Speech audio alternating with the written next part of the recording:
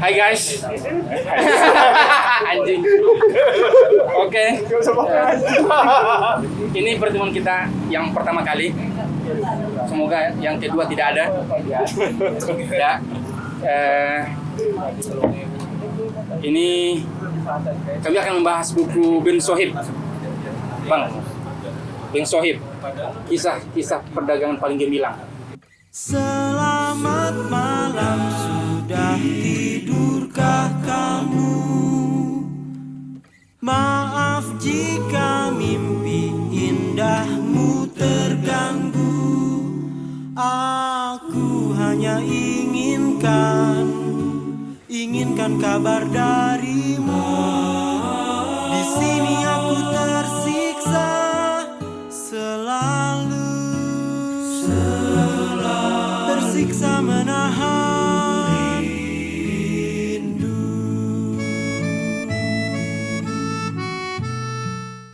Buku ini warnanya apa nih? Kuning. Badani. Secara badani ini warna kuning. Diterbitkan oleh Banana bulan Februari.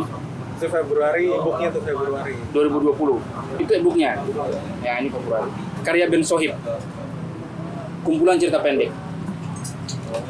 Buku ini menarik sebenarnya. Sekilas dari pembacaan saya, buku ini mencoba meruntuhkan cerita-cerita yang kaku. Cerita yang kaku dan yang seolah-olah heroik. Biasanya cerpen-cerpen koran seperti itu. Nah, di cerpen ini saya seolah-olah mendengar orang tua di kampung, teman-teman di kampung ngobrol secara langsung. Dan beberapa cerpen saya menemukan seperti itu. Ini ada temanya, sebenarnya beragam sih, tapi latarnya Betawi Arab ya. Komunitas Betawi Arab. Walaupun komunitas di Arab Betawi, tapi di kampung juga mendengar cerita-cerita seperti ini. Kayak masalah Al-Quran itu ya.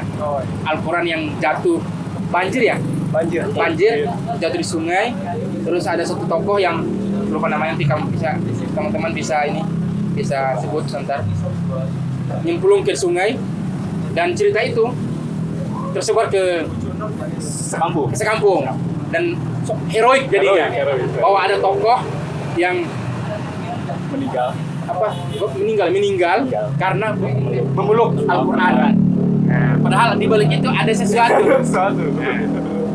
Dari mana? Dari Pak Guru dulu. Nah, Pak Guru deh.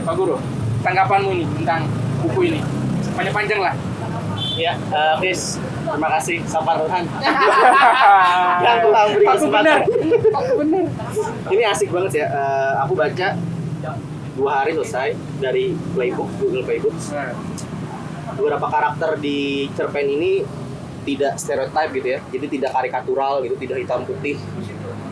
Kalau kita lihat misalnya kalau seperti pemuka agama menganggap, kalau kita lihat secara umum pasti orang-orang yang bersuci tanpa celah gitu. Di cerita-cerita ini tokoh-tokohnya itu hidup secara natural gitu, secara alami, tidak secara herois. Kalau pemuka agama benar-benar harus 100% tidak berdosa gitu. Itu yang aku baca beberapa cerpen situ. Lalu banyak tikungan-tikungannya gitu ya.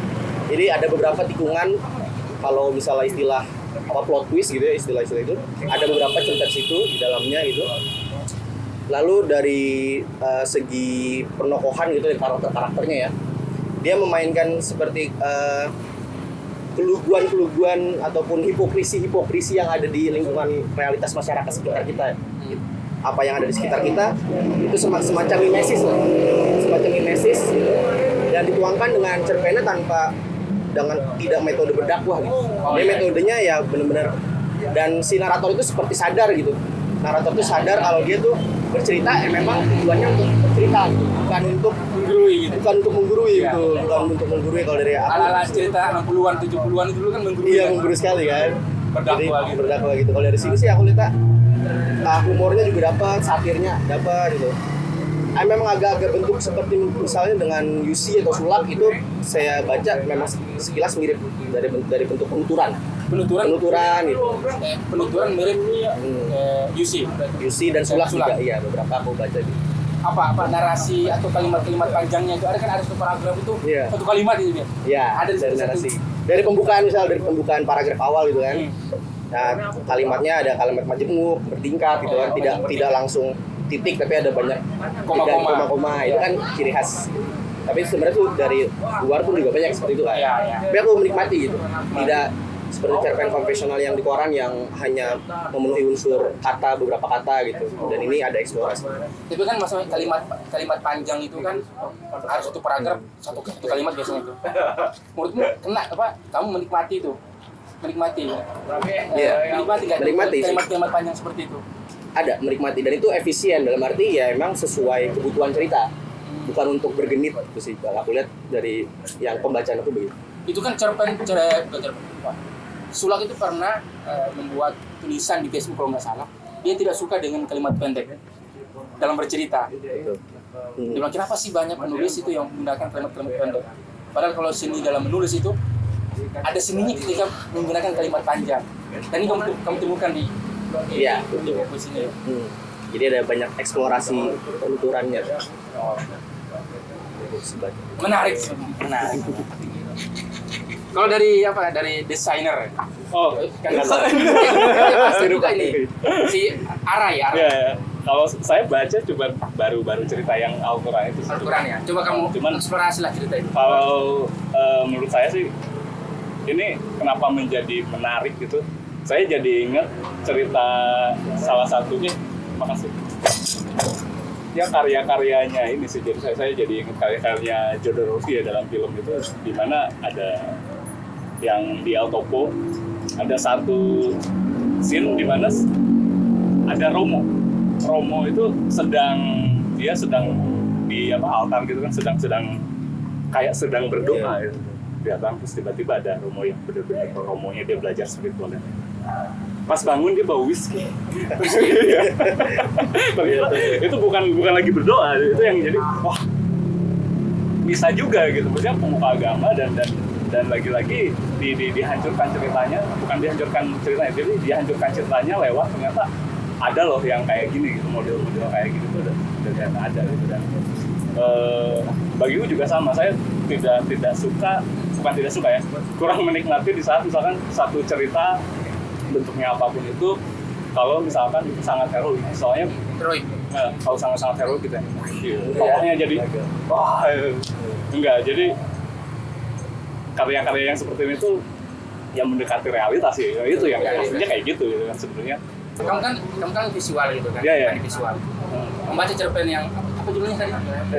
Lupa Yang Bagaimana Masrul Marhaban mati dan Mati. kenang. Nah, menurutmu itu secara visual itu jelas ya? itu ya, jadi Kalau kamu bisa gambarkan aku- dalam iya adegan digambarkan gitu, jelas ya? jelas sekali, jadi itu sangat lucu. Jadinya kalau misalkan kita bayangkan itu dalam satu format grafis novel atau komik gitu, itu bakal bikin ngakak dan kesel gitu kan. Di saat konstruksi kita kan udah ngebayangin, wah ini keren nih orang ini, terus Pas tiba-tiba dibentukkan ya? pas lihat di akhirnya ada duit gitu kan. Wah, Di endingnya direntukan ini dengan begitu ya? diruntuhkan gitu, hancur gitu. Ini apa? Si Ben Soib itu antara Betawi, antara Arab dan nilai-nilai Islam itu dia kan digabungin ya. Ya. Rata-rata kan tentang Iya, Islam itu ya. iya. Islam itu. Iya. Tapi bagaimana dia menuturkan Islam itu tidak seperti yang Ya, apa sih secara ini ya? prosa-prosais yang lain itu yang tentang Islam ala-ala Karena pop itu loh. Karena bukan tujuan utama buat Islam, tapi orang-orang Islam Memang orang-orang Islam yang yang kebetulan dia hadir di situ. Arab, terus rata-rata masyarakat sini kan Islam. Jadi emang nggak menyerang satu lembaga itu, tapi lebih ke apa? Muslimnya mungkinnya, orang muslimnya. Ya maksudnya Kesehariannya. memang realitasnya si Ben Soib dalam kehidupan sehari-harinya ya ada Islam, ada Arabnya, ada Betawinya. Hadirlah cerpen yang ada di sini semuanya. walaupun nggak semua. Walau nggak semua. Ada yang tentang Don Quixote juga. Ada Nah, dua itu kan dia kayak seperti merekonstruksi kan, seperti diceritakan ulang gitu kan. Dari daun keset. Terus latar tempatnya juga banyak yang di Jakarta juga sebenarnya. Oh, namanya Ada ya kalau misalnya dari luar Jakarta mungkin agak asing gitu. Tapi ketika Ya. kita yang misalnya tinggal di Jabodetabek, mungkin akan familiar dan cepat. Jadi Kampung Pulo, iya ada Kampung Pulo apa gitu kan. Jatinegara, pokoknya itu dekat dengan Rawamangun ya. dekat dengan keseharian. ya saya juga memang tidak di latarnya itu tidak jelas ya, saya tidak terlalu familiar ya memang. Tapi cerita yang dibangun oleh Bang Sob itu sangat tadi ya sangat visual ya, Visual. dan karakternya ya itu yang ini yang harus kita pahami. Karakter dalam cerita di Indonesia kebanyakan yang kita kurang mengeksplorasi karakter. Iya ya. Betul. Si Bang Sob itu sangat memperhatikan karakter dalam tokoh-tokohnya. Jadi jelasin tokoh ini kerjanya apa itu. Oh iya, jelasan latar belakangnya itu ya. Iya. Jelas banget itu. Dia melakukan sesuatu itu jelas banget. Di koran ya. Itu nggak jelas karakternya apa itu. Aktornya yang banyak ngomong itu nggak jelas itu. Dia ini karakternya yang kuat di situ. Membangun karakter Membangun itu. karakternya itu. Dan kalau plot ya jelas Ya, jelas. bagus banget. Ben Soy. Kayaknya menang deh Sky. Terlalu berulang. Tipikal nggak? Coba ngomong. Kamu Enggak, maksudnya secara kayak misalnya yang di Nasrul Marhaban itu, si Ben Sob kan sering banget ngebelokin cerita ke menuju twist terus Iya. berulang jadi semacam pengen seperti itu. jadi semacam template yang teknikal banget gitu ketika dibaca. Jadi kayak dari cerita pertama, oh nanti bakal begini akhirnya. Endingnya gini. Itu kan satu. Sebenarnya masalah juga. Sebenarnya akan jadi masalah karena dipaksa berulang kayak Iya. begitu. Dipaksa berulang lagi. Waktu menurutmu cerpen ini ada beberapa cerpen yang sudah template. Bukan template, tapi Kerangkanya. kerangka yang template itu dan sebenarnya karakternya nggak kuat, tapi yang bikin kuat itu peristiwa-peristiwa yang menimpa karakter. Sebetulnya. Kayak kalau karena mungkin Yusi juga yang gitu ya. Yusi kan sangat memperhatikan bagaimana pembaca ingat sama tokoh ini. Ya, karakter itu. Akhirnya dibikin tokoh ini marah, ketemu sesuatu yang ganjil, segala macam kayak tokoh si Nasrul Marhaban kan itu ibaratnya lebih kena banget ke pembaca karena emang dibicarakan dan nasibnya sia dan segala macam. Kalau si ini Sabda Armandio kan juga apakah Sabda Armandio nggak kuat latarnya? kuat sebenarnya. Masalah-masalah orang kota pinggir yang terasik, yang ibaratnya rumahnya harus digusur, Marginal. iya, mungkin dekat ke rumah-rumah yang kecil, terus harus kalau di Indo kan gue inget banget dan harus nyebrang kali pakai tali segala macam itu cukup dekat dan tapi dia kan lebih luas, dia ngomongin polisi, Oh, iya. peran polisi, dia Yang ngomongin patos ya. orang yang jualan Itu narkoba novela cuma. segala macam. Jadi emang maksudnya emang nggak apa namanya, masalahnya tuh lebih dekat biografis yang Ben Soib karena dia ngebahas biografi seorang orang gitu, orang-orang jual tanah, orang-orang yang nipu, yang tahlilan itu sering banget. Pasti gue nemuin ada Emang ada ya, kisah-kisahnya banyak orang ada. orang yang lain tentang bahkan kalau gue nggak salah ingat, ini sudah pernah ada sinetronnya gitu. Oh iya, orang yang menipu. Sampai sudah baca bukunya sebelumnya. Belum. Katanya Yang yang dia film ya? Apa yang Da Vinci Code. Da Vinci Code? Yang jadi film itu dua bukunya. Da Vinci Code dengan Rosid dan Delia digabungin menjadi satu film. Ya? Ya, itu yang Belajar Ardian itu. Ardian. Yang konon Itu yang salah ya? Eh? Pokoknya kalau misalnya yang yang keriting beda agama lah ya. beda agama. Tapi emang latarnya bersama. Kalau juga tokoh-tokohnya, terutama tokoh-tokoh lucu gitu dan emang selera humornya Ben Soib sih emang yang oke tuh ya sih. Yang tiga hati, dua dunia, dan satu cinta. Nah itu. Tapi kalau lu sebagai maksudnya orang yang nggak deket sama Jakarta tuh apa? Iya, gimana tanggapan? Untuk latar aku nggak kena. Tapi bangunan cerita yang dibuat oleh itu bagaimana yang kisah-kisah perdagangan paling gemilang cerpen itu yang terakhir. Ya, yang terakhir itu bagaimana sketsa ya. dia datang jual. Ada satu cerita yang kedua dan ketiga, dia pergi ke Solo bawa benang. Itu cerita yang menurut saya visual dan bisa dikena itu. Itu salah satu contoh misalnya Brand Sohib kan ngebawa peristiwa orang yang bawa benang ke Solo, terus dia pulang lagi 2 minggu kemudian dan pembaca akan tahu kalau dia bakal ketemu resepsian dan pola ya, semacam polanya. itu yang diulang di beberapa kisah dan akhirnya ketebak sih sebenarnya kalau dari pembacaan gue, tapi secara narasi ini udah bersih banget. Kita bisa nikmatin walaupun endingnya udah bakal ketebak gimana. atau cerita yang pertama yang mau kongsi dengan orang Inggris ya, Prancis itu. Disuruh bikin surat Iya. Suratnya gagal. Kayaknya pernah aku dengar cerita kayak gitu juga sebenarnya. Iya, makanya itu gue bilang karena orang-orang Iya, di terakhir itu kan kisah-kisah orang Tanah Abang, bener ya? Oh iya, Tanah Abang. Temen gue Tanah Abang, nyokapnya jualan juga dan emang kayak begitu. Ini kan berkaitan dengan sejarah. Kebetulan kan ada sejarawan. Tanggapan sejarawan ini. Kan sekilas dia baca tadi.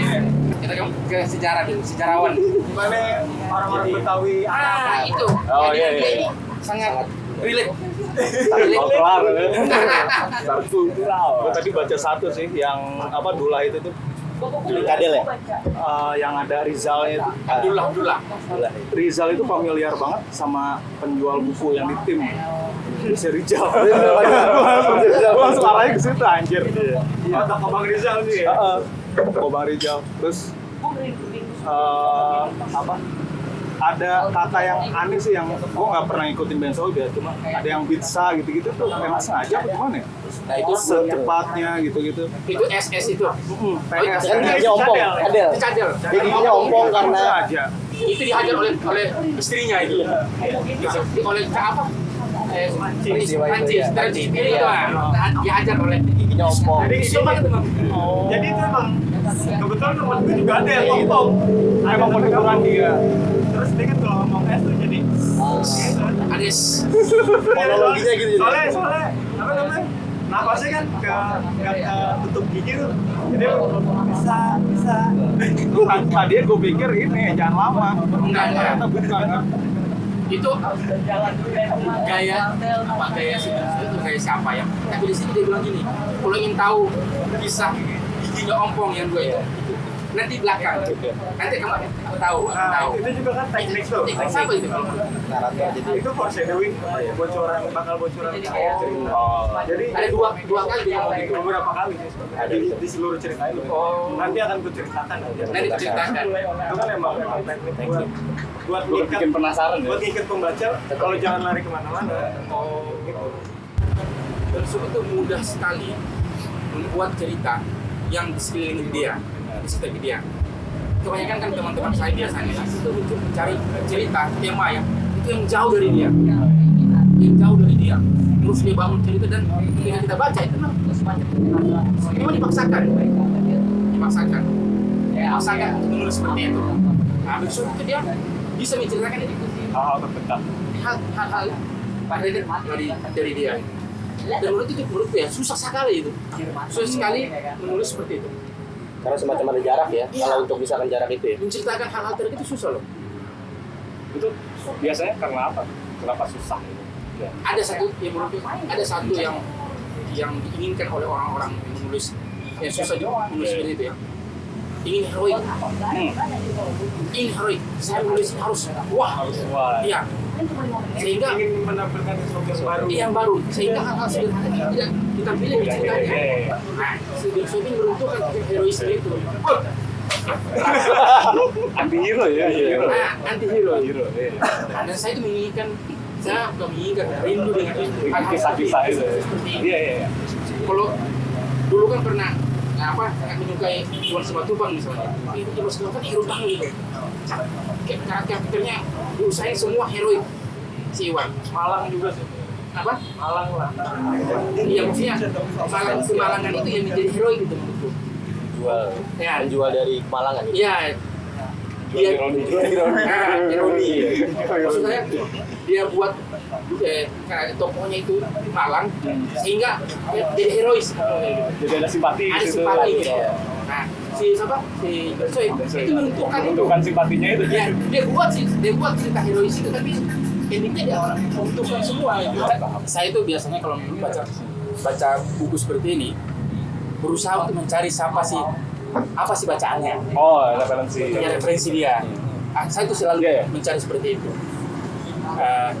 Menurut kalian, saya tidak dapat masalahnya.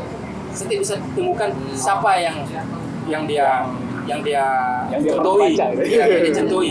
Saya belum dapat. Kalau kalian menemukan nggak itu? Aku pernah baca Dari kumpulan tekniknya. cerpen SM Arden kalau nggak salah ya. Ada kumpulan cerpen tentang Betawi juga. Iya, SM Arden kalau nggak salah ya. Ada dia nulis tentang kisah-kisah Jakarta ya kan, SM Arden kan. Covernya warna biru, birunya apa lupa gitu. Aku ada di rumah bukunya tapi lupa. Itu sama, bentuk-bentuknya dia emang cerita tentang kisah-kisah kehidupan Betawi, Jakarta. Dan banyak juga ada dialognya gitu, pakai gue lu. Ada dialognya gue lu. Mungkin Bersoy mungkin ya, prediksi juga mungkin dia baca juga. Firman Tako mungkin dia baca. Kalau sepengetahuan gue, bacaan gue lah. Misbah ya, benar, tentang film Oh, ya, itu ya. kalau Misbah itu asik juga. Yang film, cerpen. Keajaiban di pasar. Iya, cerpen juga. Itu mirip banget. Mirip bentuk kayak gitu. Dekat banget memang realitas. Nah, tadi karena tadi percakapan gue lo ya, itu kan ada misalnya ada satu novel tentang Papua misalnya, yang nulis orang Makassar, tapi dia sudah tinggal di Jawa. Itu dia menggunakan percakapan logat Papua, itu kan memaksa sekali, memaksa. Dan saya menemukan juga beberapa kisah itu memaksa. Jadi kayak ngana itu percakapan ngana dan ngana saya itu kayak dipaksa itu dalam percakapan di cerita mereka.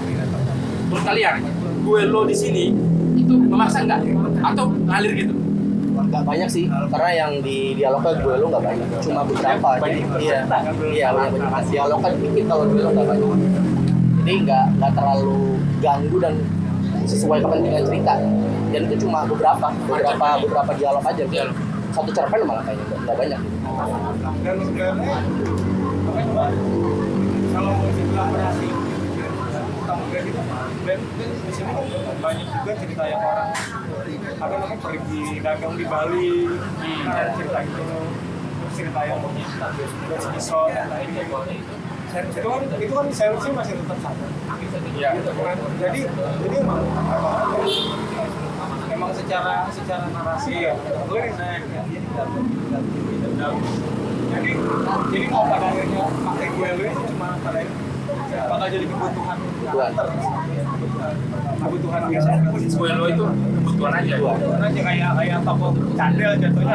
Iya. Tulis dengan segala macam untuk ngebangun ini ya. Untuk ngebangun karakter sebagai bulatan karakter sih. Oh, iya. Jadi memang tidak dipaksa, tapi memang hadir karena kebutuhan karakter itu. Iya, kebutuhan. Maaf. Seperti misalnya latar waktu tuh, ada yang tahun 93 ya kan, ada tahun 80-an. Waktu di Bali juga ada tuh. Waktu Bali masih bener-bener jaya-jayanya, tapi ketika itu ada peristiwa presiden apa gitu diceritain, gara-gara satu presiden dia masalah terorisme atau apa gitu, terus ekonomi akhirnya turun kan. Nah itu kan orang yang nggak hidup di zaman itu, yang nggak baca sejarah jadi tahu gitu.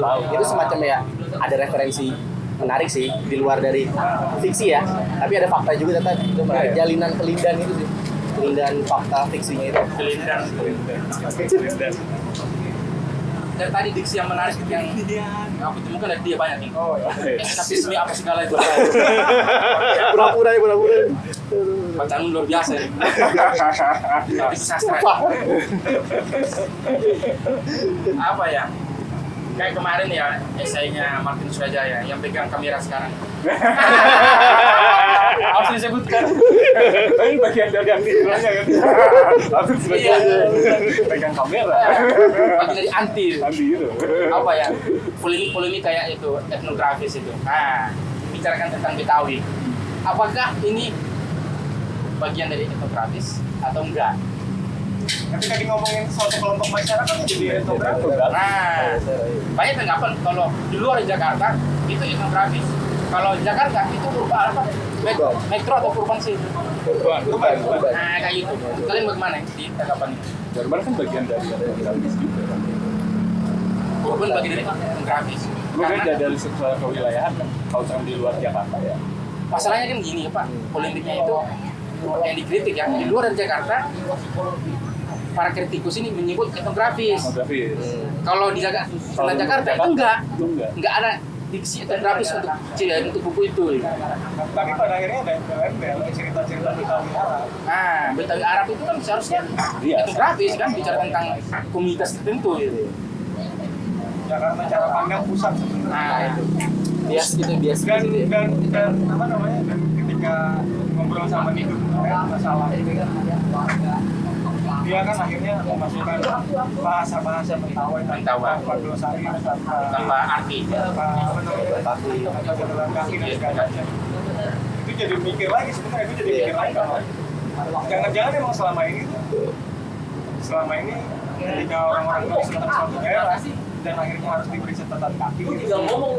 Ya karena emang kebutuhan pusat, kebutuhan penerbitan untuk menjual, karena akan dibaca orang-orang Jakarta. Memuaskan kelompok tertentu gitu. Iya, itu kan sebenarnya tendensi tertentu gitu, tendensi suatu penerbit yang akhirnya jadi term, dan kita nggak pernah mengoreksi itu sebetulnya.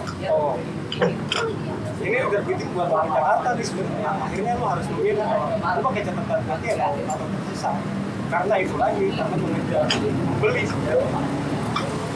Ya. Dan ini tidak ada catatan kaki di sini.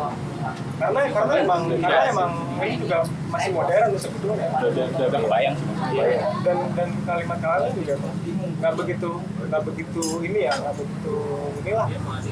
begitu berjarak juga sebetulnya kan.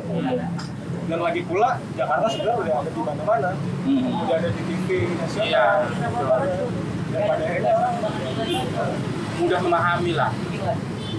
itu sebenarnya salah satu keuntungan penulis Jakarta. Mestinya itu village. Iya. Tapi apa ya? Apa sentris? Masalah catatan kaki ya. Seperti kan catatan kaki kita di sastra ya. Itu beda catatan kaki yang ada di luar negeri. Misalnya ada satu kata gitu, itu bukan diartikan secara harfiah. Misalnya ngana artinya kamu. Itu kalau di luar negeri, mereka ceritakan ngana itu secara Struktural. secara Konteksnya. konteks dan kompleks. Artinya ini ngana dari mana? Dirunut gitu. Ya, ngana itu tahun berapa dia hadir? Ngana itu di suku apa dipakai? Diceritakan itu. Dan kakinya panjang malahan. Dan itu kan pada akhirnya jadi tendensi penerbitan untuk menceramahi pembaca yang nggak ngerti. Ya. Pada akhirnya kan kayak gitu sebetulnya. Walaupun bakal membantu, walaupun pada akhirnya kalau di riset bakal membantu, tapi itu jadi kayak terlalu apa ya? Menggurui. Ketahuan pengen jualan sebenarnya. Itu ya. Iya, pas banget dari pihak penerbit kan. Iya. Sultan yang penerbit ada, lengkap. Sebenarnya bisa aja satu kata itu nggak usah dipakai catatan kaki, tapi dijelasin, diceritain, tapi Dideskripsikan. tapi nggak perlu dijelasin kayak orang yang Dinarasi. didaktis gitu. Nah. Nggak perlu didaktis kalau ini tuh artinya ini. Ya.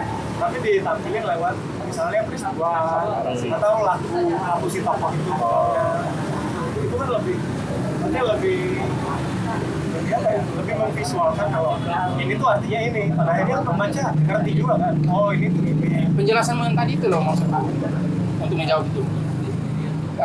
Ada kata yang dipakai dan perlu diartiin itu mendukung karakternya.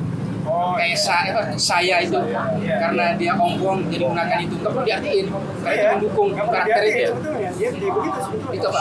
Manipulatif dalam bercerita. Itu nggak manipulatif itu. Itu kebutuhan karakter. Ini kebutuhan karakter. Sama kayak misalnya cerita-cerita orang daerah dari Papua misalnya kan harus dimasukin Arti. apa namanya fiksi bahasa daerah dan segala macam itu kan sebetulnya kepentingan karakter. Ya. Nah ketika dikasih note dan segala macam itu jadi kepentingan berjualan. Ya sederhana itu sih. Orang pengen jualan. Kita masuk pengen jualan buku kok. Untuk orang-orang, terutama untuk orang-orang Jakarta. Kebutuhan Ya mau nggak mau dipermudah kan. Gitu. kebutuhan non fiksi beda lagi. Kalau non fiksi kan buat sumber. Nah itu jadi beda kalau nanti Referensi jadi banyak. Harus ada sumber ya. lu nggak bisa asal tanpa pertanggungjawaban. Berarti kalau fiksi pilihan ya. Karena di situ penulis ada dua hal. Maksudnya harus melakukan dua hal.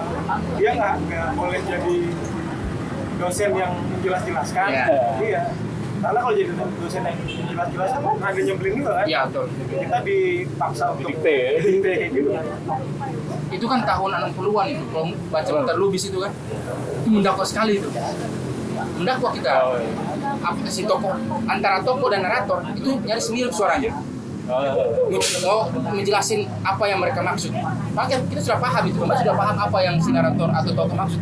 Tapi si tokoh dengan narator ngomong gini. Ini kita didakwai, digurui oleh si narator dengan tokohnya. Nah, itu tahun 70-an ya, 70-an sih Peter Lubis itu. Jadi seperti menganggap penulis pembaca itu Bodoh. Tapi juga kalau kita nggak menjelaskan diksi yang sulit itu, seolah-olah kita anggap pembaca pintar itu. Iya, makanya menyiasati bagaimana caranya ini mudah dipahami tanpa kaku apa semua.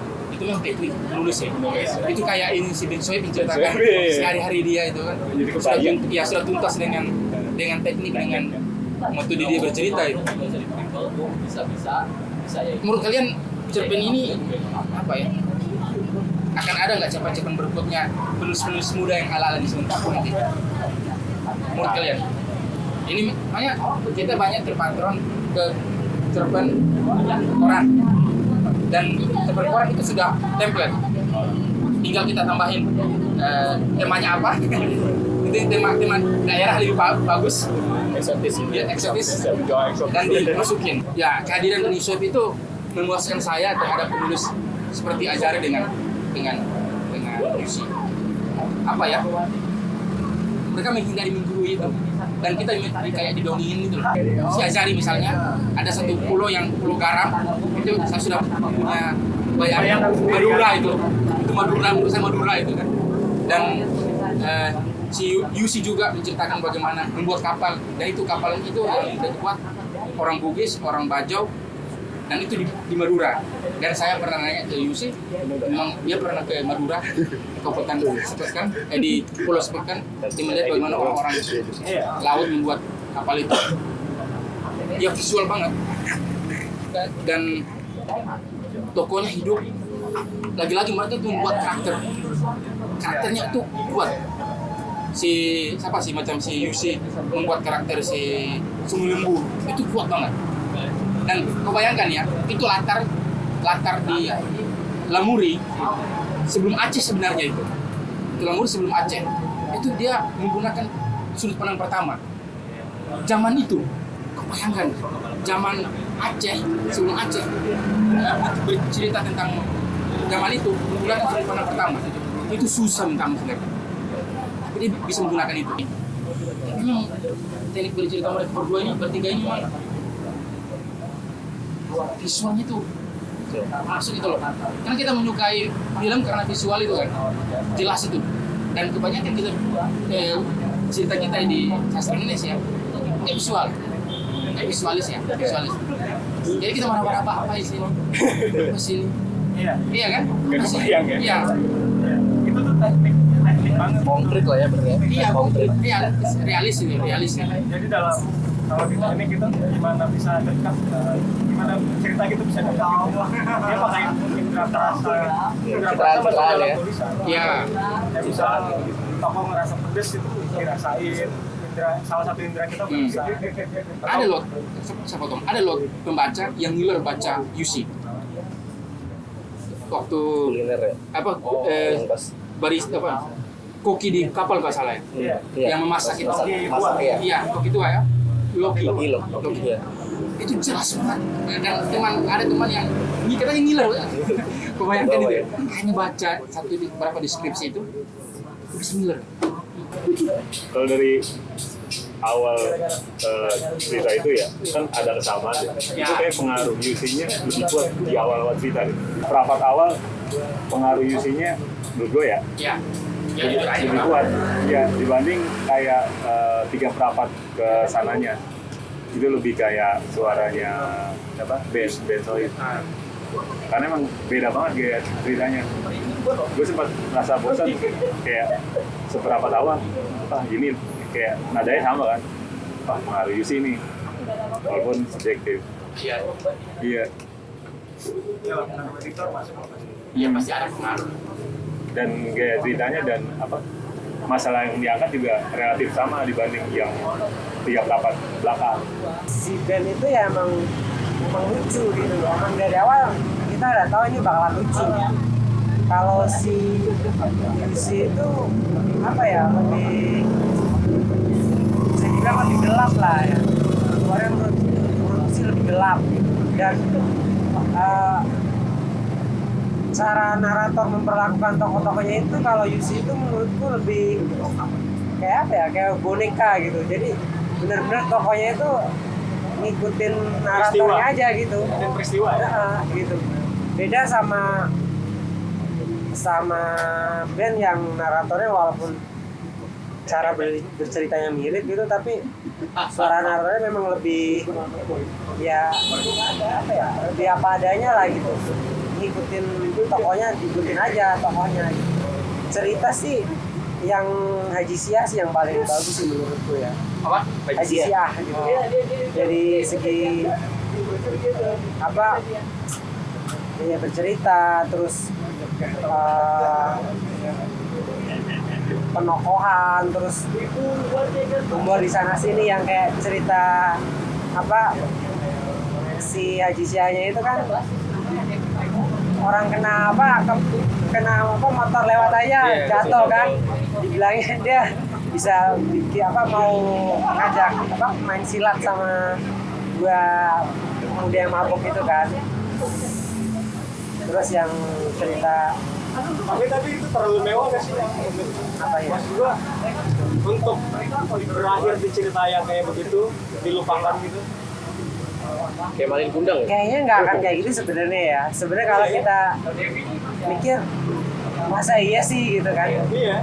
ya mungkin memang si Ben pengen itu kali ya, itu emang apa ya, pesan moral dalam tanda petik emang atribut agama itu nggak serta-merta mencerminkan sikap seseorang. Jadi teman-teman, itulah percakapan kami tentang buku ini.